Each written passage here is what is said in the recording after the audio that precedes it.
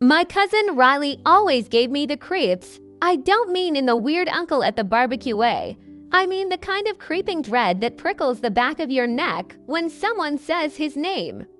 Even before I really understood what he was capable of, just hearing Riley's coming over at a family gathering was enough to make the room go quiet, like everyone was holding their breath until he left.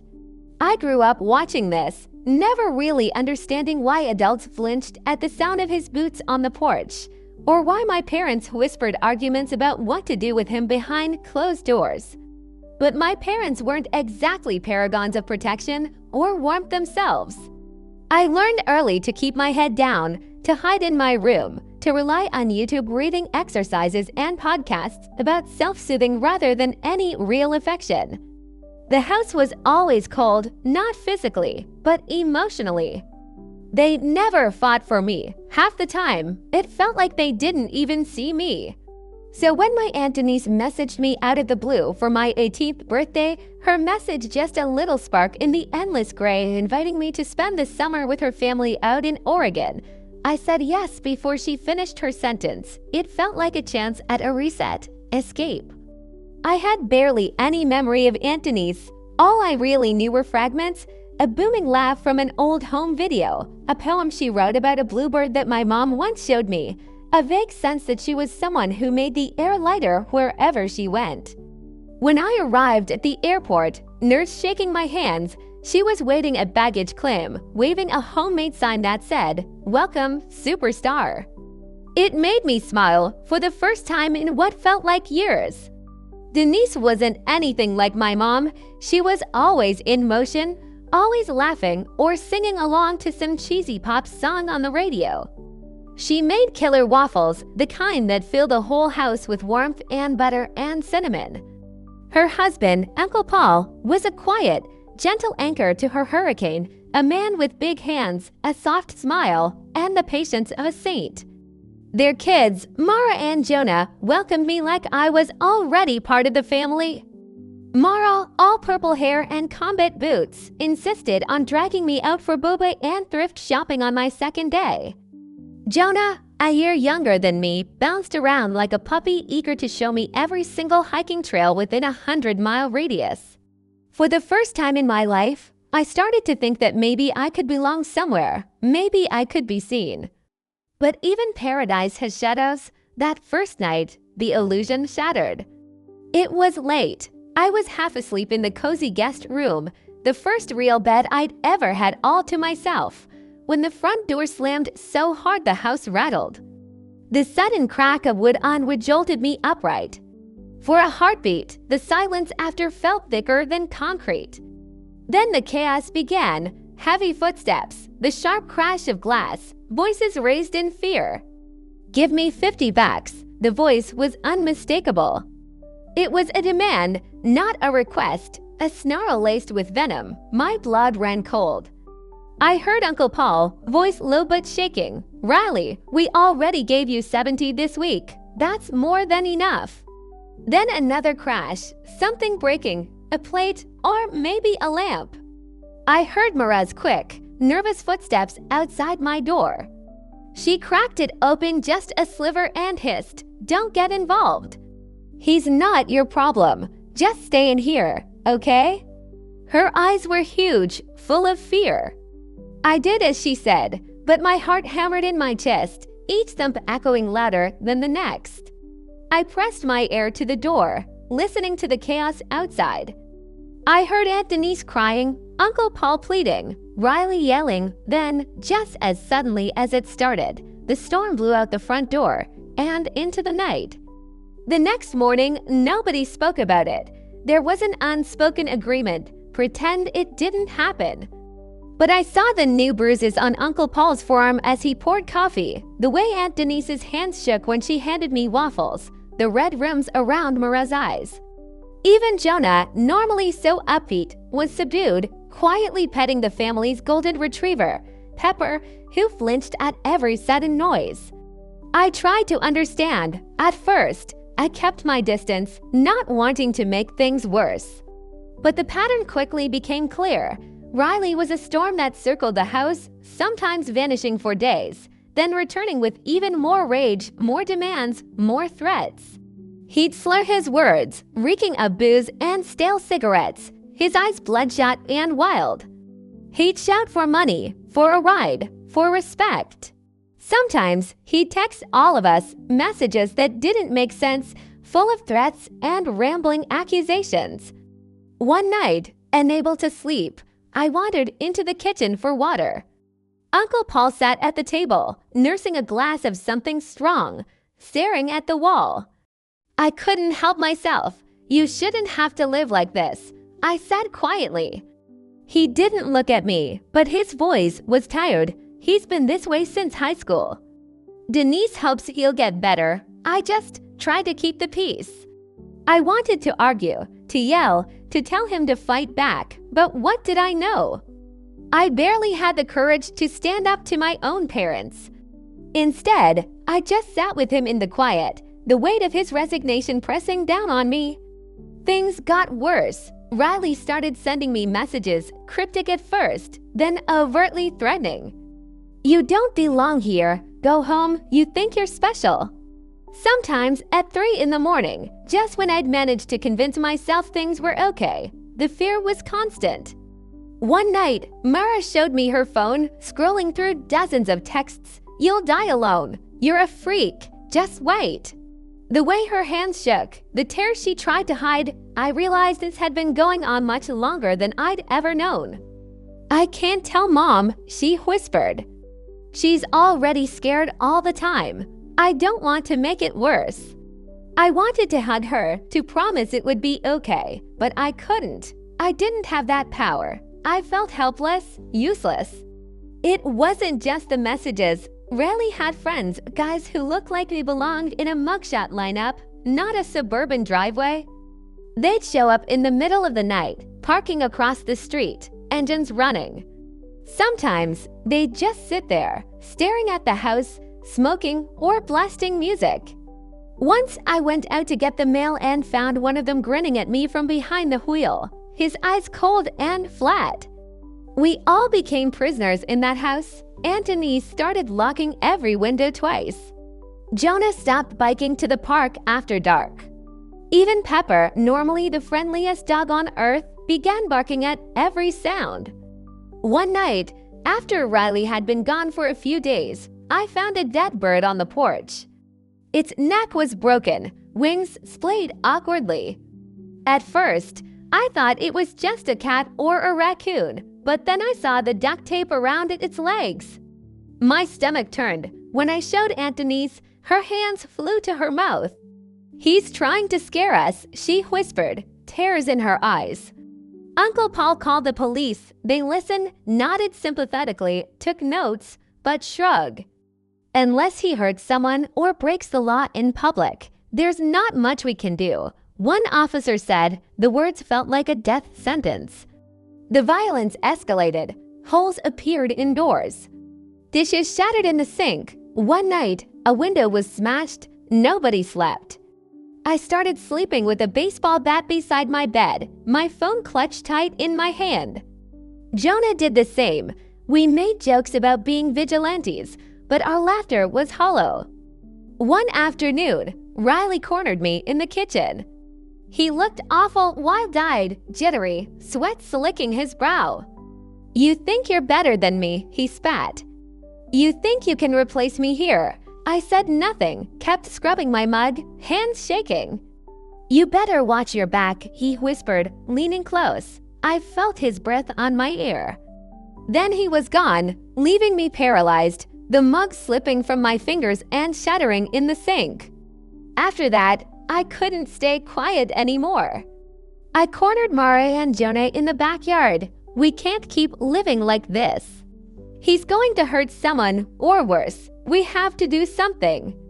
Mara looked terrified. What can we do? The cops don't care. Mom's afraid. He'll kill us if we call the police again. I swallowed hard. We set a trap. We spent days planning. We told everyone and neighbors, friends, even Aunt Denise's book club, that we were leaving for a week-long vacation. We packed the car, staged photos, left lights on timers. In reality, we doubled back through the neighbor's yard and hid in the basement, our phones glued to the security cameras we'd installed. The hours crawled, my legs went numb. Every little creak sounded like a gunshot. I watched Mara bite her nails to the quick, Jonah tapping his foot in a relentless rhythm. Uncle Paul sat with us, his jaw clenched, phone in one hand, the other wrapped protectively around Aunt Denise. At 2 a.m., my phone buzzed, motion detected on the backyard camera. Riley, dressed head to toe in black, face twisted with rage, picking the lock with practiced ease.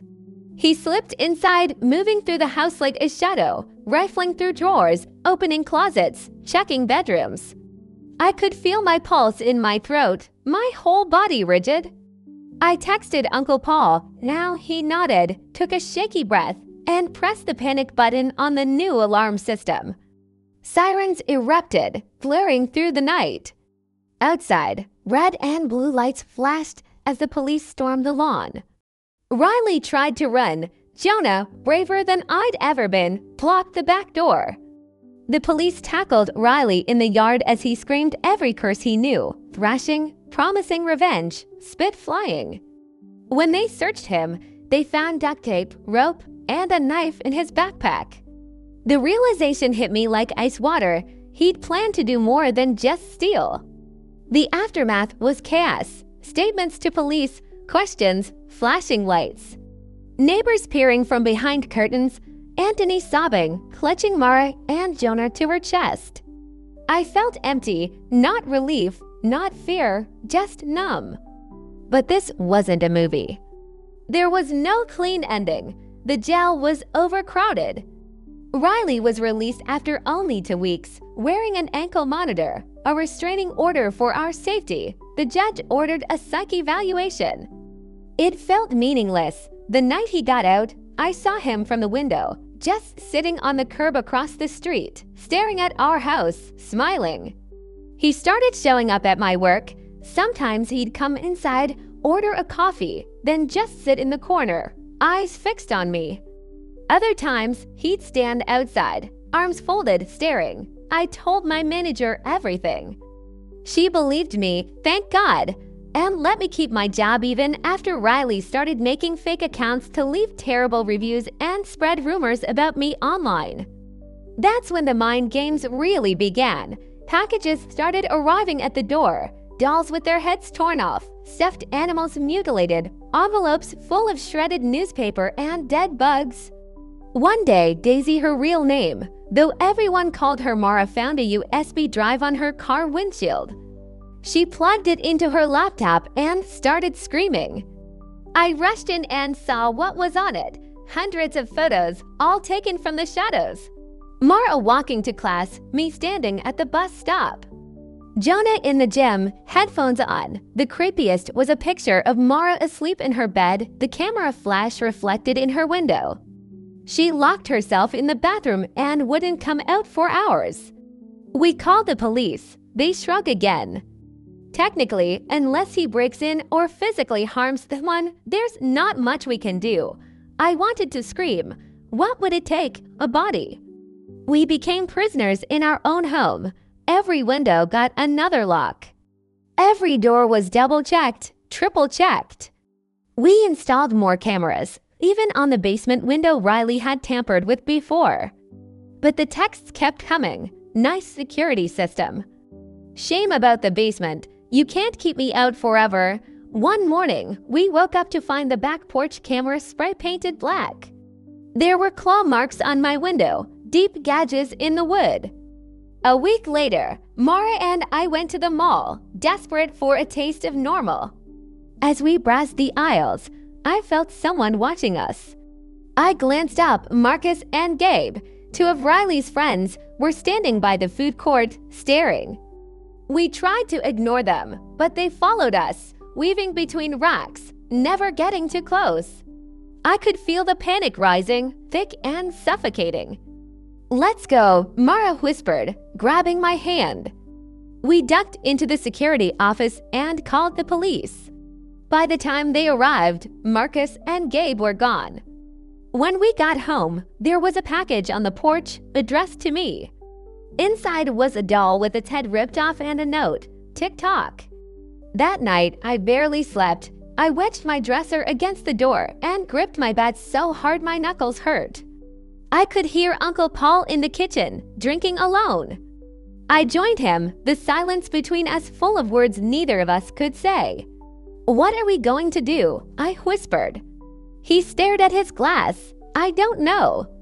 "I'm thinking about moving. Maybe that's just letting him win." We sat there until the sun started to rise, the only sound the hum of the refrigerator and Pepper's quiet snores. But Riley wasn't finished, not even close. A few days later, while we were hiding at the neighbors, thinking we'd finally outsmarted him, Riley broke in. This time, we had everything on camera. He tore the place apart, screaming our names, cursing, looking for us. When the police arrived, they caught him red-handed. Inside his backpack, more duct tape, rope, a knife, a flashlight, and a mask. There was no way to explain that away. He was committed to an inpatient psych facility. You'd think that would be the end. It wasn't. The first night, I got a text from an unknown number. "Enjoy your fake little victory. You'll never be safe." We traced it back to Marcus. He and Gabe were both arrested for harassment, accomplices to Riley's campaign of terror. After that, the silence in the house felt different.